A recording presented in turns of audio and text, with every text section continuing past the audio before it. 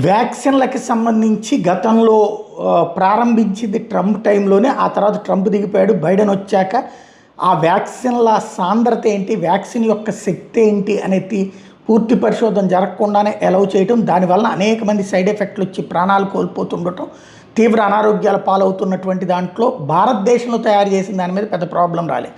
కానీ అమెరికా వాళ్ళు తయారు చేసిన దాని మీద అయితే బాగా ప్రాబ్లం వచ్చింది, బ్రిటన్ వాళ్ళ దాని మీద కూడా.